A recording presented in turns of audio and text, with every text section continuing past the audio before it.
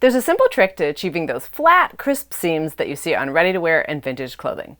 It's called understitching, and it's simpler and more important than you may think. Let's unlock this easy sewing superpower.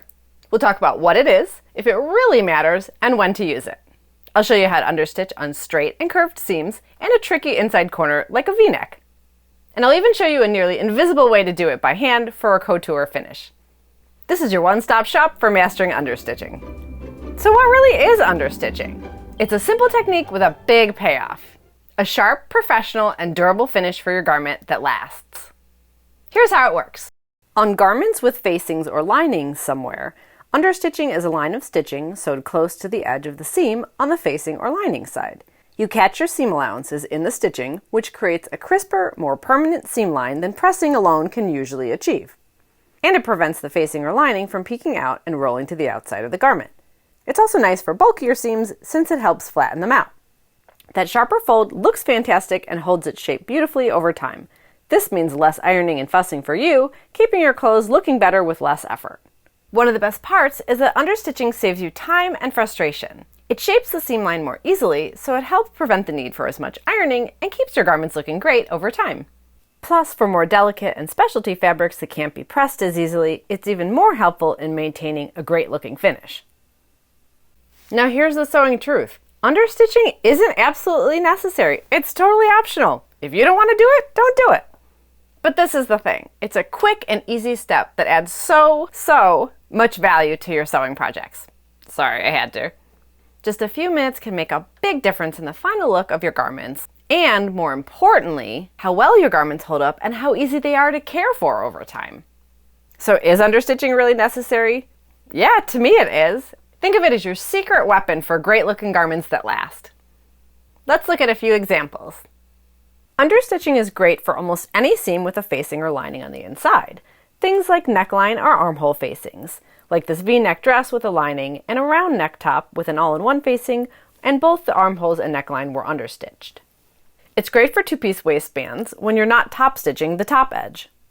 Or for things like strapless and halter dresses, like the top edge of this strapless dress with back facings, or this lined halter dress.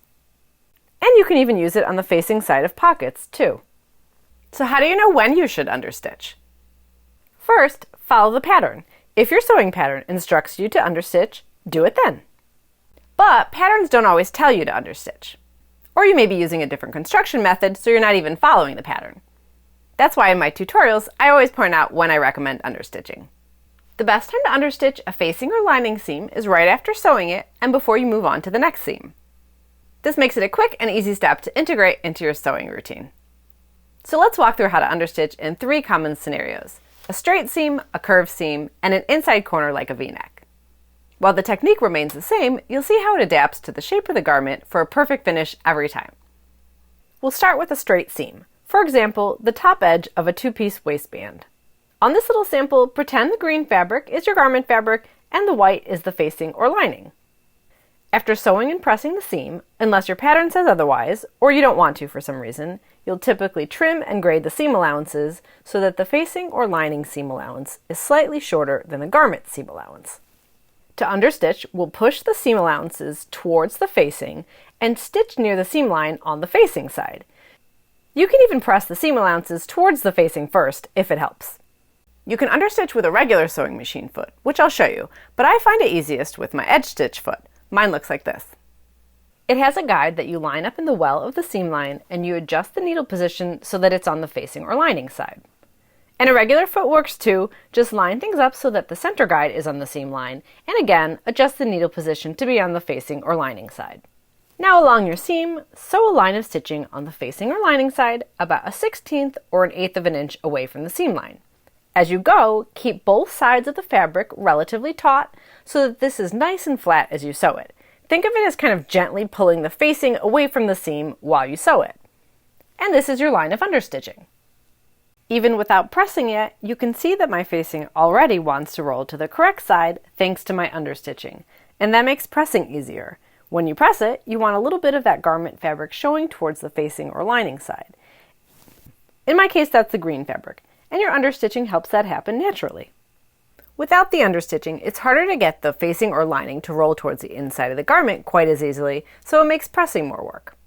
Plus, it doesn't tend to stay put nearly as well over time with normal wear and tear and washing of your garments.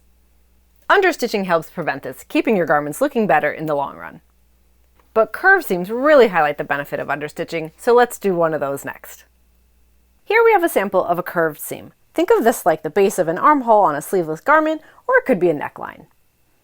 I've already trimmed and graded the seam allowances.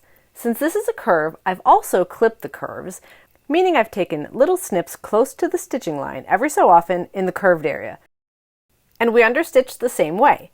Push your seam allowances towards the facing or lining side, and sew a line of stitching close to the seam on the facing or lining side. Make sure you're still pulling the fabric away from the seam line on both sides so that this stays flat. When you reach the curved part, you can gently straighten the fabric as it approaches the needle rather than trying to curve the fabric itself while sewing your understitching. With short, trimmed-down seam allowances, they can sometimes try to flip under the garment fabric, especially on curves. So I like to double-check occasionally to make sure that I'm catching them under my line of stitching. And now look how easy it is for that facing fabric to roll towards the correct side, and it makes it so much easier to press. Now let's see the difference. Here's what a curved seam looks like without understitching. And yes, of course, you can still press it into shape, but it's definitely more challenging, particularly if you are using a trickier fabric than cotton. And everything is easier when it's just a flat piece on the ironing board, but it's a lot more difficult once this is a completed three-dimensional garment. So over time, after washing, without understitching, the facing or lining might try to roll back outwards. And it can be a lot harder to achieve that perfect looking seam again without understitching. Understitching is a win-win. It makes pressing easier now and also saves you time and frustration, keeping your garments looking better over time even after laundering. Now let's tackle an inner corner like the center point of a V-neck dress. How would you understitch this? And here's my sample inner corner. I've trimmed and graded the seam allowances again, and I've also clipped right to the seam line at that inner corner. That's a critical step, just like clipping curves.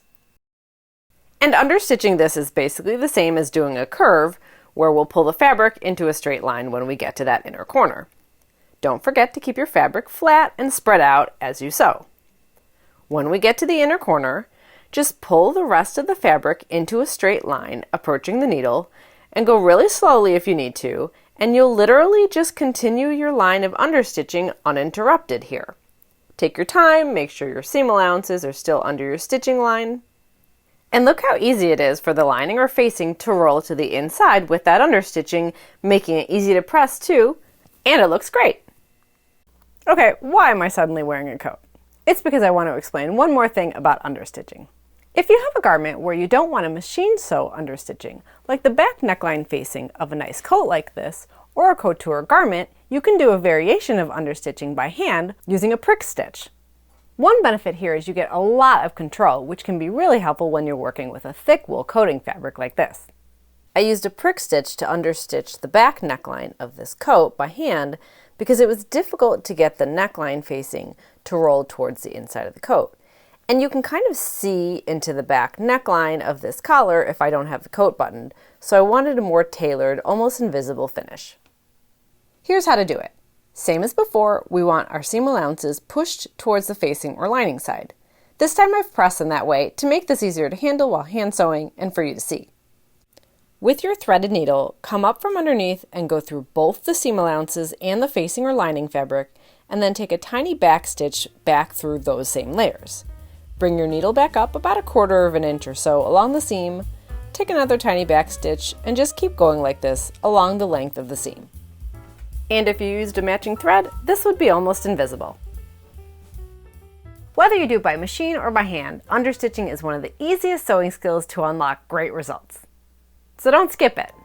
Your garments will look great and be easier to press and keep looking great long after you've sewed them.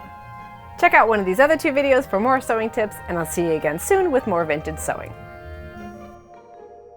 A sharp, professional, okay. Professional, I said it again! Oh God.